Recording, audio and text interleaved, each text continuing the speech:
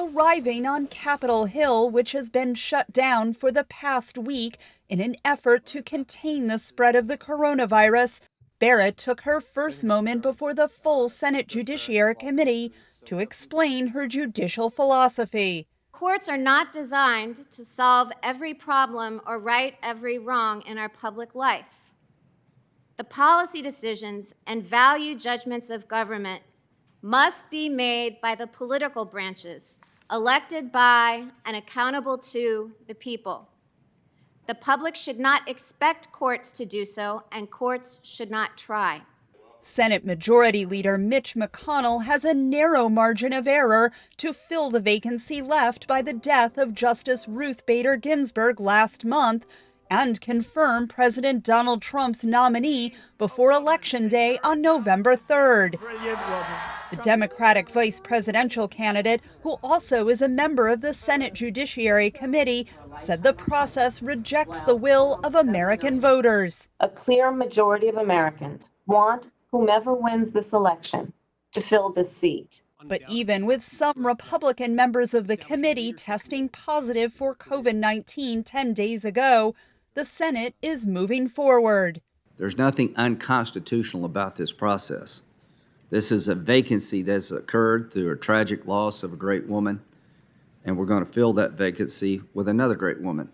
Democrats say Trump is rushing to seat Barrett for two reasons coming up in just the next month. President Trump has made it clear he wants another of his appointees on the Supreme Court before the election because he anticipates court challenges over the vote, especially over mail-in balloting, which he has repeatedly attacked without any substance.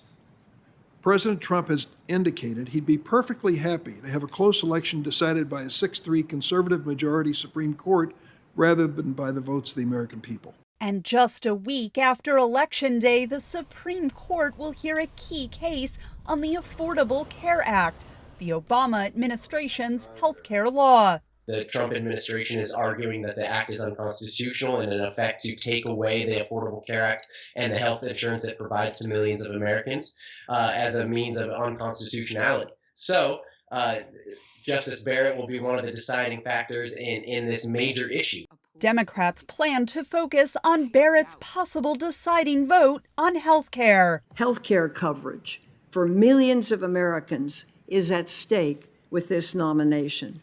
But they have already faced Republican warnings not to make the faith of the devout Catholic mom of 7 an issue. We've read stories about your Catholic lifestyle, stories about how you raise your children, stories about how you adopted your children, stories about your Catholic doctrinal beliefs, over and over and over questioning whether you have, I guess, the independence to be a justice on the United States Supreme Court. Democratic presidential candidate Joe Biden, who also is Catholic, said Barrett should not face questions about her religion. No, her faith should not be considered. The Senate Judiciary Committee is on track to approve the Barrett nomination by October 22nd, setting up the possibility of a full Senate floor vote as early as the week of October 26th, a week before Election Day. Catherine Gibson, VOA News, Washington.